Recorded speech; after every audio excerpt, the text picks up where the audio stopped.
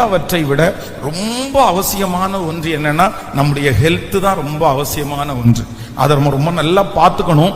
நம்ம பார்த்துக்கிறதுக்கு மிஞ்சி ஏதாவது வந்துச்சுன்னா அது ஆண்டவருடைய கையில இருக்குது. ஆனா முடிஞ்ச வரைக்கும் கர்த்தர் நமக்கு கொடுத்திருக்கிற சரீரம், வேதம் சொல்லுகிறது, ஒருவன் இந்த ஆலயத்தை கெடுத்தால் தேவன் அவனை கெடுப்பார். அதனால ரொம்ப ஃபாஸ்டிங்னு போட்டுட்டு வெறும் பட்டினியே இருக்காம, அந்த மாதிரி உடம்ப கெடுத்துக்காம, ஏதாவது ஒரு கோபம் வந்தா சாப்பிடாம உடம்ப கெடுத்துக்காம, அந்த மாதிரி இல்லாம நீங்க அதான் சுவர் இருந்தாதான் சித்திரம்.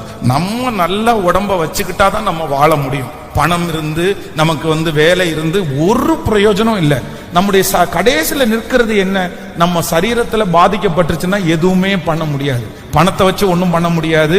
நம்முடைய மரியாதையை வச்சோ இல்லைன்னா உலகத்துல இருக்கிற அந்த சொந்தங்களை வச்சோ எதுவுமே பண்ண முடியாது. அதனால நம்ம நல்லா இருக்கணும். உங்களுக்கு போராட்டமே எதுல தான் வரும் அப்படின்னா, நீங்க நல்லா இருக்கிறதுக்கு விரோதமா தான் போராட்டம் வரும். உங்களுக்கு நிறைய ஸ்ட்ரெஸ் வரும், நிறைய சூழ்நிலை வரும். உங்க உடம்பை எப்படியாவது பாதிக்கிறதுக்கு, உங்களுடைய வயசை அற்ப ஆயுசா மாத்துறதுக்கு நிறைய பிரயாசம் வரும். அப்ப நம்ம ஏன் இந்த உலகம் புரிஞ்சு கொள்ளாத உலகம்? இந்த உலகத்துல இருக்கிற மனிதர்கள் நிறைய பேர் மோசமான மனிதர்கள் இருக்கிறாங்க. அப்படிதான் கர்த்தர் நம்மளை வச்சிருக்காரு. ஆனா அதன் நடுவுல நம்மளை என்ன பண்ணிக்கணும்னா, ஒரு கான்சென்ட்ரேஷனோட இன்னைக்கு போங்க. என்ன நான் நல்லா சத்தமா சொல்லுங்க.